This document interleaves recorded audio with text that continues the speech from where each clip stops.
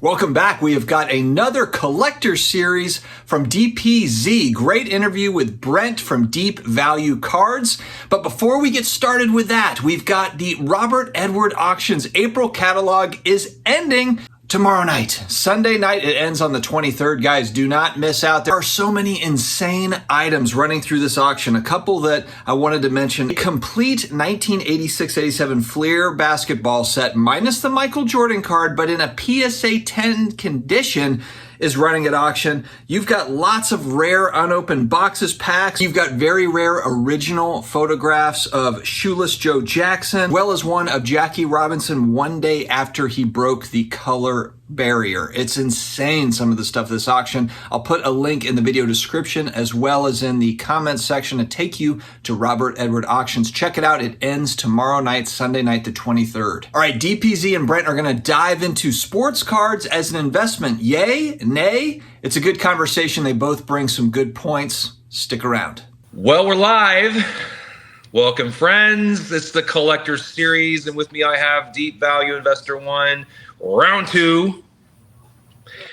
Brent here joined me again. We had some awesome conversations last time, and I feel like conversations that stirred some reaction. So we felt like it would be important to do another one because we're the Pacific Northwest hobby. We kind of represent the PNW over here, at least born and raised PNW in the hobby. We're not it, but I don't know, on the hobby, the people that we know in our circle anyway, we feel like we're kind of alone here. So we're gonna link up more than not because it's pretty easy to do that. Nonetheless, I wanted to bring Brent on. Brent, thanks for coming back on to the show. Yeah, thanks, Dennis. Thanks for having me back on again, man. That was a lot of fun last time. We had some good clips from it. Yeah, we got a lot of clips from it. And we talked Vintage, and Vintage made itself onto Jeff's channel with the Sports Card Investor, and they were talking about Luca's channel because of you. But I'm not on Luca's anymore. I'm actually now working with my good buddy Dustin here at the Sports Card Dad channel. Really cool channel. We're going to be doing some really fun things. Real excited to be here. Real grateful for the Luca group and Cage and Andrew and all those guys. They're wonderful. But this show is going to continue to grow and turn into its own thing. And here's round 2 with Brent. So this will be the second show, and it'll be the show that, will be on that channel. So let's start off with this conversation. I really think it's important. I'm going to turn off my computer here because, we're all working and doing this at the same time, right? None of us can do this full time. Yeah. I'm going to ask you this question. Wi-Fi's a little glitchy. It's going to be. It's because it's borrowing from my phone, my computer too, and that's why it's doing that. All right. Okay. I'm going to ask you this question. All right, better? Everything's better now. All right. Why? I noticed you've been picking up a lot of baseball players, a lot of high war guys, Nolan Arenado, Paul Goldschmidt, now you're going into Joe Mauer, some great catchers, Buster Posey. Why? Why would you? And I'm going to give you the devil's advocate. I'm going to be a devil's advocate in this conversation as a collector. Sure. No, and we'll go into the collector investor store value conversation in a minute. But I want you to talk to me. Why would you spend money on those guys and not just on a Trout or a Mookie Betts, so to speak, or one of those generational type players? Yeah, I mean, that's part of the fun in collecting. I mean, if I stayed true to my deep found investment beliefs, I would only buy Trout. But if I want to have some fun, if I want to try to find some value in different areas and enjoy collecting, I like to look for opportunities of guys like Buster Posey, for example. I met him in rookie ball in Oregon, down in Kaiser, Oregon, when he was just drafted. He played baseball with a family friend from the Cape Cod League and just always really appreciated his career. So I started seeing a lot of hype last year around Adley, right, from the Orioles. But it's there's already been guys that have done this. Buster Posey, Joe Mauer. Buster Posey has 3 World Series rings, an MVP. He led the Giants in WAR during their dynasty of 3 World Series. So not only was he on 3 World Series teams, he was the leader of that team and led the team in WAR, even over Bumgarner. So I look at their pricing, and I remember looking at, a blue Adley first Bowman auto. I could get a Buster Posey first Bowman auto for cheaper. And what I love about these cards is, there's a lot of clickbait out there around, this is the highest Joe Montana card versus this is the highest Patrick Mahomes, or this is the highest Jalen Hurts, or whoever it is. What's cool about these cards is they're the actual same cards. So this is a first Bowman blue refractor auto of Buster Posey, numbered to 150, just like the Adley is numbered to 150 Bowman Chrome first Bowman. So it's this, I like that idea that's actually the same cards. I'm not comparing different types of cards or different types of categories. And I think there's like this air gap where there's an opportunity with these guys that people just haven't really thought about in a while. If you're newer back into the hobby, if you're younger, you don't really realize, wow, Buster Posey has a first Bowman auto, but other people do. If you look at the PWCC last Sunday, a PSA 9 red went for $45,000. So people are catching on and recognizing, like, why would I pay this much for Adley when there's already a guy that's done it? Joe Mauer is another guy. I listed some stats around him. 2002, everybody focuses on Albert Pujols from that time period, 2001, 2002. But Joe Mauer is part of that class also. And, his cards can be had for half of Adley. What about Jay Bruce? Like, you talked about that whole. What about the Jay Bruce lesson? Oh, the Jay Bruce lesson. That was a great post that I shared around the fact that, you can have a great career. You can put up 10, 15 seasons and stay in the league and do well. But unless you're in that Pareto distribution, unless you are in the elite of the elite, your cards will be worth next to nothing. So you can get a first Bowman auto Jay Bruce for $10, $15. And I posted that because that's the reality of 99.9% of baseball players currently. Think of all the stars. The reality is most of them will become worth next to nothing. That's just the way things are in the markets. In any market, in any creative space, value continuously consolidates into fewer and fewer and fewer and fewer assets, fewer and fewer artists and art, or whatever it is, fewer homes in real estate. And it makes sense. The Jay Bruce story is normal. That's not an anomaly. That's actually normal. So Pareto, explain that to the folks that haven't watched the first episode. You mentioned that a bit. Mm-hmm. Talk to me, explain that to the audience once more and how that applies to sports cards. Yeah, so the easiest way to explain it is everybody's heard the 80-20 rule. So very, very few, say 80% of wealth will be held by 20% of people. Well, if you actually look at the United States, it's more like 95% of wealth is held by 5% of people. So it's that same kind of aspect that happens in art, that happens in real estate, happens in any creative space. Book authors, think of book authors. How many book authors publish all the books? Very, very, very few authors sell all of the books. So it's the same thing in sports cards. Very, very few athletes will hold all the value. So like what we talked about last time, the 86 Fleer set, the Jordan holds almost all the value. If you look at the sticker set from the 86 Fleer, the Jordan holds almost all the value. So it's actually why I'm not a set collector, because I don't want to collect everything else. Very few of the cards are going to hold all the value. So why would I want the set? So that's completely normal, and that's going to happen in every category. You look at Mike Trout. Mike Trout holds more value in baseball than pretty much anybody else that's active right now combined.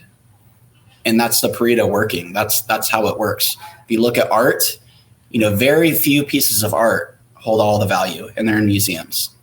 Most art is worthless, and that's normal. Okay, so let me. So diversity is not the key in sports card collecting or art. No, diversifying is not the way to go. It's not the way to go. So let's talk about. No. And so let's go back to that. You're buying some of these players like Paul Goldschmidt, Nolan Arenado. What's the play there? Joe Mauer, Buster Posey. Are you collecting those players, or are you getting them at a value so that you can sell them later once everybody figures it out, so to speak? It's a bit of both, I would say. It's recognizing where there's value, hence my name, Deep Value. I got that from Warren Buffett. I got that from investing and looking at stocks and analyzing which stocks I feel like have a lot more value than other stocks that are maybe higher growth and more flashy. I look at a Paul Goldschmidt and I look at his pricing compared to any modern player, and it makes no sense with what you could get with his cards. So you can get a first Bowman gold refractor to 50 of Paul Goldschmidt for $3,500. You're looking at, Juan Soto refractor to 500 for that. What has Juan Soto done? We talked about last time, I still consider Juan Soto, Vlad, Acuna, those guys are still prospects, because if their career ended today, it would be worthless. Like, they would have no value. So Goldschmidt, you can get a tremendous card. So one of the things that my collecting journey has led me through a little bit is it's not only the greatest players, but it's also the greatest cards of the greatest players. So, being able to get a gold refractor to 50 to me is a lot more fun than getting a Juan Soto to 500. That just doesn't excite me. And if they're the same price and I look at what Goldschmidt's achieved, he actually has an MVP. He actually has a high WAR over a long period of time. He's on a Hall of Fame path. Soto is a great player at a young age, but that's all he is so far. Yeah. I mean, it kind of seems like the Pareto effect is taking place right there. The value's there because there's only so many players any one collector could focus on, unless you're like you're a fan of the Cardinals or you're a fan of the Giants. Yeah. It's the Hall of Fame path of baseball is important. It is, but I just wonder. I kind of feel like I started out that way. I'm like, gosh, I got to get some of these guys, and why is Joe Mauer so cheap, and why are some of these players so cheap? And then you get like Manny Machado. Like, look how good Manny Machado is. Why is his market the way it is? It kind of, is it because he's on different teams? Does that have an effect on it? Does having it does. A player that plays in the same team for his whole career, does that matter? I mean, I think it does. I think it hurts Trout in a way, but it also helps him because he's always an Angel. But what's that? I mean, if he was always a Dodger, that would be or a Yankee, that would be a very different story, because he'd be in a bigger market with a more established, a team, a blue blood team, so to speak. And that would enhance his collector base in a sense, if you could even say that with Trout. I just wonder about a lot of these other players that are really good Hall of Famers. And it makes the prospecting so interesting. Yeah, one thing I can say is, over the past year or so of, buying Machados and Arenados and Goldschmidts and Bryce Harpers and those kind of players is they've only gone up in value, especially with the rarer cards. You look at even a Buster Posey, they're slow and steady and up to the right. If you compare that to what the younger modern, Vlads and Sotos and Acuñas and, I'll bet you even a Julio this year, he can play great again, and I'll bet you his cards go down. You're seeing people recognizing value in these cards, and you're seeing them slowly going up. It's been actually a great space to be in the card market.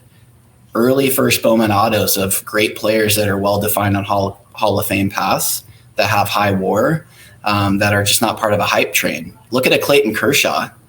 Anything that's rare that comes up of Clayton Kershaw, that's a first Bowman auto, it's really hard to get. They're scarce, so there's scarcity to these cards, and they always go for a strong bid. I think a gold just did $15,000 last Sunday on PWCC.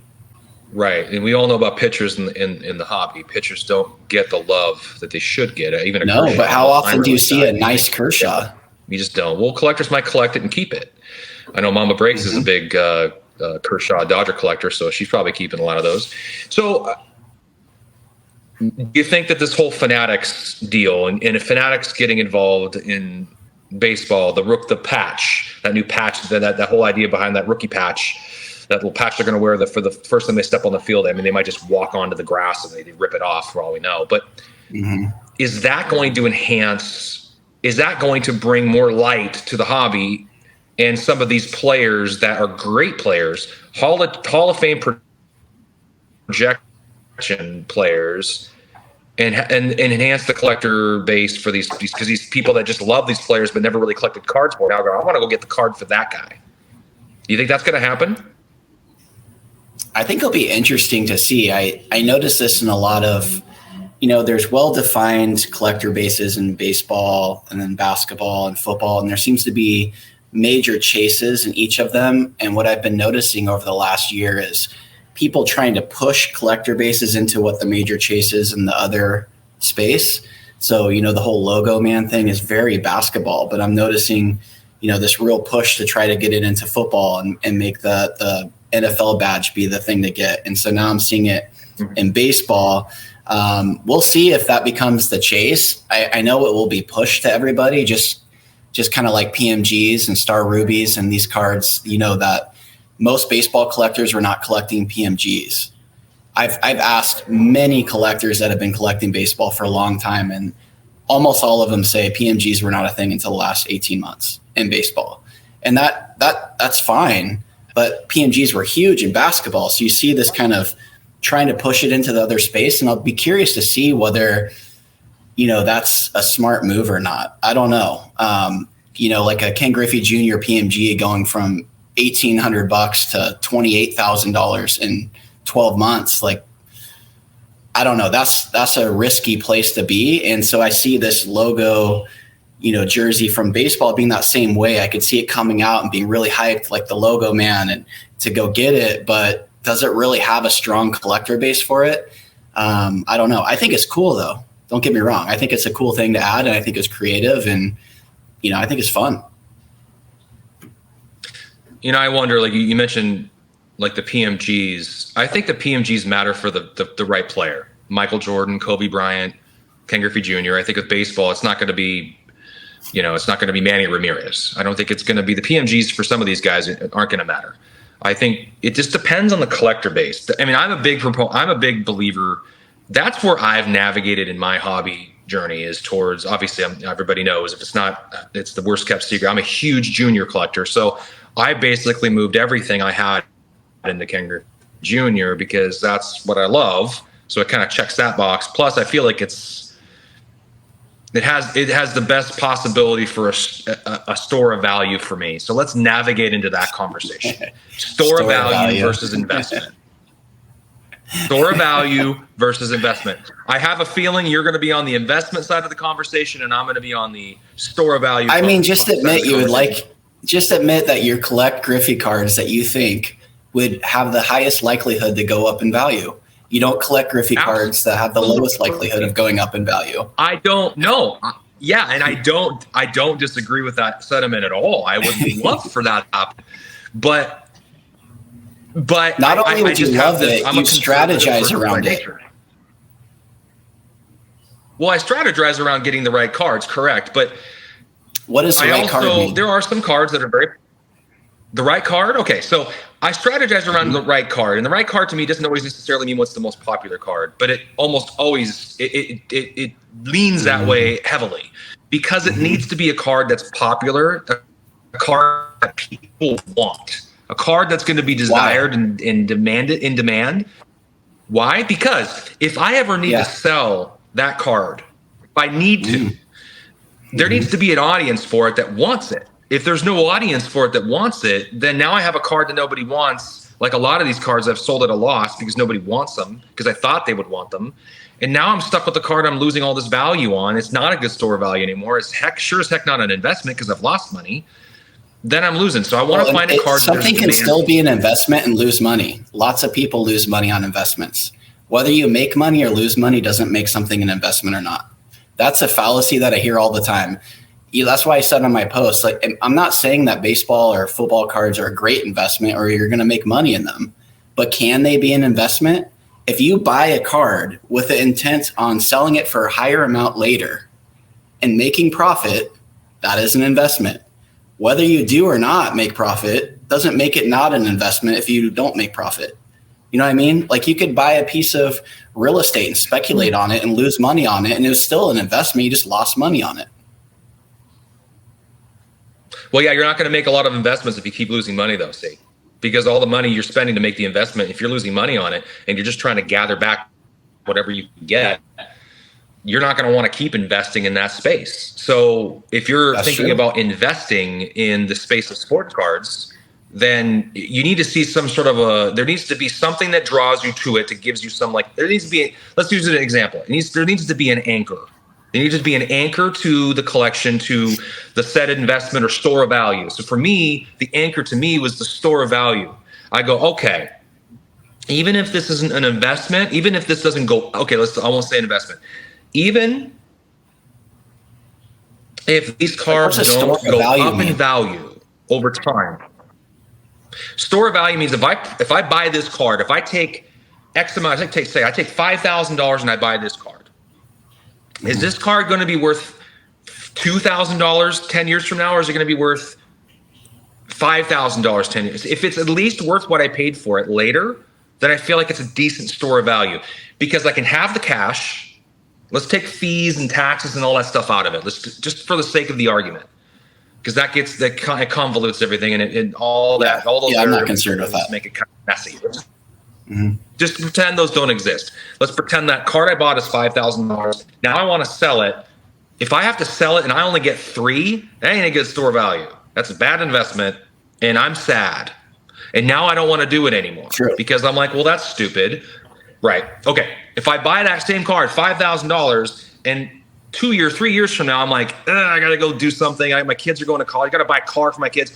Now I take that card and I sell it and I still get $5,000 back. To me, I felt like that was a good store of value, in my opinion, because I felt like I could have. Or you could say it's an investment cash sitting somewhere, like bonds or gold, or whatever it is. Like people invest in bonds, and it's still an investment. You still hope, but then some people could say, "Well, money back." It's not a good store of value because if it's not a good investment, because if it was a good investment, then that money would have performed for me over that time frame, and it didn't perform. It just sat there, it did nothing. I could have put it underneath my mattress, and it would have done the same thing, right? And I could do that with my card too. I could put the card underneath the mattress. You might break it, I don't know, but you could put it underneath your mattress, and it's going to do the same thing. It's going to be $5,000. 2 years later, it's going to be $5,000 because it's still the, hoping that our currency is still the same. Which, again, assuming that is the case, now it's $5,000. It's still $5,000. And I can sell it and get that $5,000 back. Great. What? We're getting into the weeds here. We are getting into the weeds, but I think it's actually interesting because when you really break this stuff down, because from a collector and we love the cards, we buy it. A lot of times we're like, yeah, we hope, but we just really want the card, or it's a FOMO, or there's some of that kind of stuff that's guiding the decision. But as I've grown in my journey, I'm like, I need to be able to sell this card. Like I have 5 cards in my collection now, Griffey cards, that have buyback guarantees from these people that I trust. Now, is that like FDIC insurance? No, but we don't, and we're not getting into the bank conversation with me on this call. But if it's not like FDIC insurance, right? So I'm hoping that'll be the case. But that is an interesting conversation. Okay, buyback. When someone sells you a card that's a hardcore collector of that particular player, and they go, "I'll buy it back for you," that's a buyback guarantee. That's a pretty strong thing. That's a valuable thing, and it tells you something about the card. But again, it also brings back the conversation: is if a card's rare, it's wanted. Is there only 3 people that want that card, and if that person's not here anymore, now how valuable is that card? So at the end of the day, I feel like I want to have cards that I have in my collection that will not depreciate in value over time. That's the hope. But if they do, I think they're a bad store of value and a bad investment. And that's the tricky part. That's kind of where I kind of sit. But at the same time, we enjoy taking the game. A bad investment. You can lose money on stuff. They can be a bad investment. Sports cars could be a horrible investment right now. It's still an investment, though. To want to not lose money in investment doesn't not make it an investment. Otherwise, people buying real estate most real estate historically wasn't meant to appreciate any more than inflation. It was meant as a store of value. Now we call real estate investing. I think I just wanted to make sure and clarify whether something is a good investment or bad investment. It's an investment. So there's this, I don't know. I feel this kind of, like idolizing people that get up on a podium and make statements like sports cards are not an investment. I only collect because I love the card. Yet I only collect rare, scarce cards of the very elite players that everybody wants. Well, why do you do that? Why do you collect rare, scarce cards of the most elite players that everybody wants? Because they have value. You said it yourself. You collect cards that other people want. So I don't know. It gets kind of silly. Like I feel like people just just let people do what they want to do and say what they want to say. And there's this whole kind of, it's very virtuous to stand up and say, I'm a collector. I don't care about values, but I won't buy anything that's numbered over 10. And it's got to be gold, and it's got to be the precious metal gems right now for, Griffey. But, I don't care about value. Okay. So that's just, I'll leave it at that. But I find it pretty interesting. It feels very virtuous to me. Do you feel like people are talking out of both ends of their mouth? Or you can use the other analogy. I don't know. There's almost an arrogance about it. It feels very arrogant, and it feels very, I don't know, not honest. Because, even with, talking out of both ends, you could say that because, at one end you're saying I'm a collector and I don't care if the cards go to 0. And then on the other end, you're only buying the most rare, scarce cards that everybody else wants that have the most value. So, which is it? Well, when I say, like, I'm using myself as an example here because I don't know who else to talk about. When I say store value, I mean, that's a conservative thing for me. That's me telling myself and other people, I don't believe this is going to 10X. I'm not worried about that though, but I do hope it will at least maintain its value. I think there are two different camps. There are the people that had a lot of these cards before the boom happened, and there are the people that spent money on these cards, real money on these cards post-COVID pricing. Yeah, that's like, I love you. I'm going to call you COVID pricing guy because you're always talking about COVID pricing, post-COVID pricing, pre-COVID pricing. I think post-COVID pricing people are feeling it right now. And I think the pre-COVID pricing people are feeling pretty fine because they're like, well, that was cool. I wish I would have sold it at the peak maybe, but they still have cards that didn't have to spend a ton of money on that are pretty cool. Right? Yeah. What do you think of that? Yeah, like the 98, like the 98. Do you think the arrogance comes? Yeah, the arrogance could come from that. Well, because it's one that, or I could focus on the precious metal gems, Jerry Rice. Like I'm focusing on cards that are kind of historically sought after in a different space that are now being really pushed into a new space. So PMGs in baseball and football were not a big deal. That was not where they're most sought after. They're most sought after in basketball. Now all of a sudden I'm seeing, a Jerry Rice PMG or a Griffey PMG 10 and 20X in 12 months.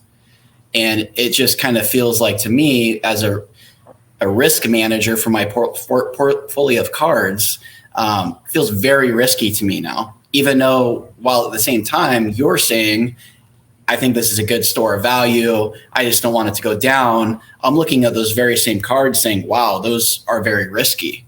So while you might think that they're safe, I actually think they're very risky.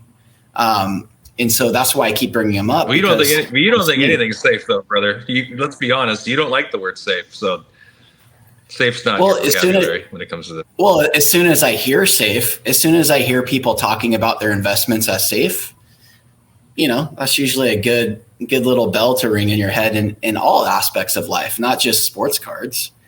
Think about how safe people say, real estate is or et cetera. So.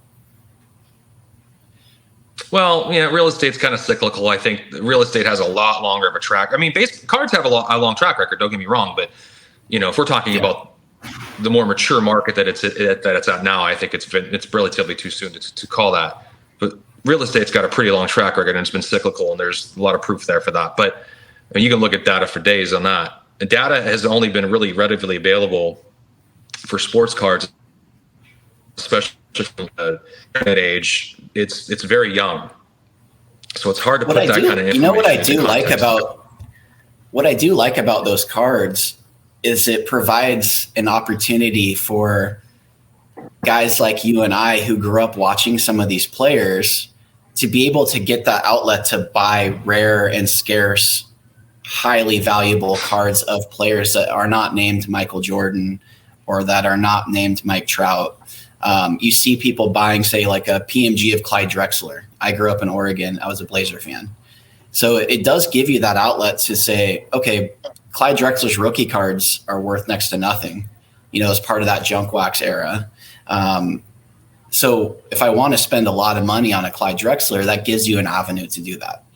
So it does serve a purpose there. Whether that's a smart move or not, I don't know. But I'm seeing a lot of people spending a lot of money on guys that are not in the Pareto distribution, that typically would not have a lot of value in the past, that now all of a sudden have value because of the card, because of the chase for the PMG or the Star Rubies. Like you're saying, a Manny Ramirez, now all of a sudden, if it's a Star Rubies, that thing could go for thousands. And if you grew up a big Manny Ramirez fan and you don't know what card to buy, that gives you an avenue to spend a lot of money on a card. Okay, well, let me do this then. You talk about a lot of stuff that makes you nervous. What doesn't make you nervous? What player? Tell me who you think are the most collectible players where you don't feel, not the word safe, because we talked about this in the first episode. I won't make you use that word, but you feel the most confident with, if you're going to play or collect anybody. Well, first, one of the things that's changed in my journey is when I'm looking at a card to buy, I now consider not only is it one of the greatest players, but is it one of the greatest cards of one of the greatest players? So I look at a card and I say, would I buy this card of any other player? And if I can't say yes to that, then I don't buy the card. So an example would be earlier on in my collecting journey, buying a 2003 Topps Chrome LeBron James base card, right? A BGS 9.5. Now, if I were to use that principle that I have now, I wouldn't buy a base Topps Chrome of any other player. So why am I reaching for this LeBron James? So now moving forward in the way I've been collecting now is when I look at a card, I don't care if it's Mike Trout, LeBron James, Michael Jordan. If I would not buy that card of any other player, then I don't want that card. So I want the greatest cards of the greatest players also. So that, again, that's what led me to First Bowman Autos, because I know that that's the best card for that player.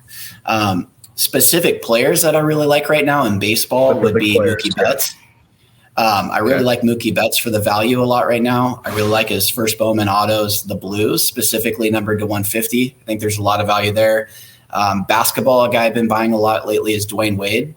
If you look at his pricing, it's back to 2019. This is one that I picked up recently that I thought was pretty cool. It's a Topps Contemporary. You can't really see it. Gold Dwayne Wade numbered to 25. I think there's a lot of value in Dwayne Wade right now. So there's definitely guys out there. I like Mike Trout a lot. I think Mike Trout has an opportunity to have an Aaron Judge type season with his cards. They've been down for quite a while, and I think that if he has a big season, they have a big spike up. But I like those cards because those are the best cards of the best players, and I would buy them of other players. So like a LeBron James Topps Contemporary Gold, I could say, yes, I would buy that of another player. Does that make sense? Like an example would be, I bought a Bowman Sterling. I bought a 2011 Bowman Sterling Mike Trout a while back with a sticker auto on it, and I hated it because I don't like sticker autos. I'm not a Bowman Sterling collector, and I'm like, why did I spend all this money on it just because it's Mike Trout? And then I have the card. I'm like, why do I not like this card? And it's just because I knew it wasn't the best card of the best player. It wasn't even in the, I want the best card. Just like, another collector who wants to get the best card, the most scarce. And so you're the guy who's saying, I want that card. I'm not going to pretend I don't want that card. I'm not going to pretend I don't want the best and nicest card, the most rare, because it's an investment in your opinion. Now, you talked about value with some of these people. Let's really clarify this question. 10 years from now, basketball, baseball, and football, whose cards are the ones you're going to want to have? Right now, active players. For me right now, active players. For baseball, it'd only be Mike Trout. Like if you told me I could only buy one player right now and I had to hold it for 10 years, it would only be Mike Trout. One in each because he's in the Pareto distribution. Yeah. And then basketball would be LeBron James. And then football, it would be Mahomes. Yep. If I had to hold them for 10 years, because those guys are in the Pareto and they're the Pareto within the Pareto. Got it. Pareto within the Pareto. You're the Pareto guy. I mean, I think you should just you hashtag the heck out of that thing because you're like that guy. All right. All time. Top 5 most collectible people all time. Even 10 years from now, you're still happy you have them. Not active, current active, all time. Five players, all sports. if you're collecting? Michael Jordan, LeBron James, basketball. Okay. Baseball, be Trout, Babe Ruth.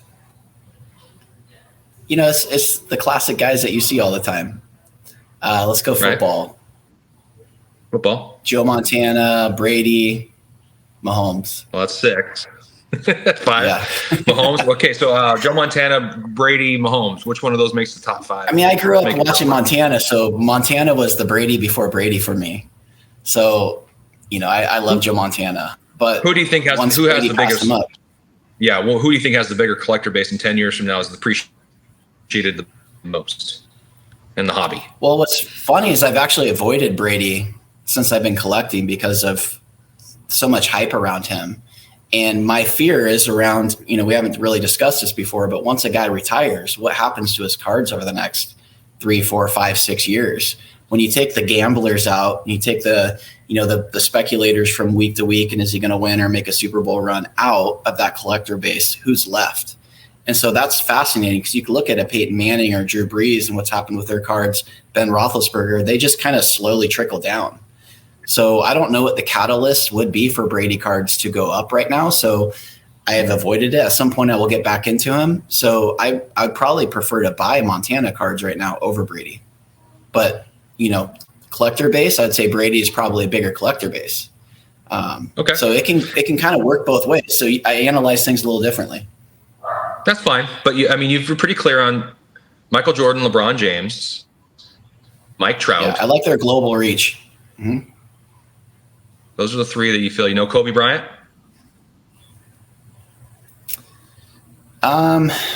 Kobe Bryant is actually, you know what? Kobe Bryant reminds me of Griffey in ways where he wasn't the greatest of all time. He was really good, but has a huge collector base, you know, and he's a very desirable player to collect, even though he's not the greatest of all time, or even, you know, top couple. So, you know, Griffey's not even top 5, top 10 greatest of all time, and he's one of the most collected. So certain guys are outliers, you know, and I think Kobe is one of them. So I think Kobe has a collector base, but his cards, I feel like, are pretty high. I have a nice Kobe. Well, that's what I'm saying. The collector base, like it doesn't. They don't have to be the best player of all time in each respective sport. It's respective sport. It's more about who's the most collectible. And you think in 10 years from now, when everything kind of shakes out, who are the guys you kind of want to have their best cards of in every sport? That's the question. Mm-hmm. And you answered it. I mean, that makes sense. Kobe and Griffey kind of have a place in there. They're going to knock on the door. I think LeBron and Michael Jordan, I mean, that they're just kind of like a default. They're going to have that desire. The base is pretty large, you know, and then after that, things tend to lead to where the performance is. So, you know, like people will joke and war doesn't matter in baseball and it doesn't matter for collectability.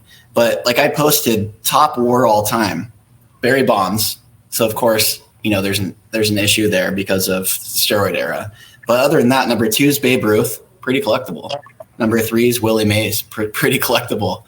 Number 4 is Ty Cobb, pretty collectible. Number 5 is Hank Aaron. So these are top all time for war.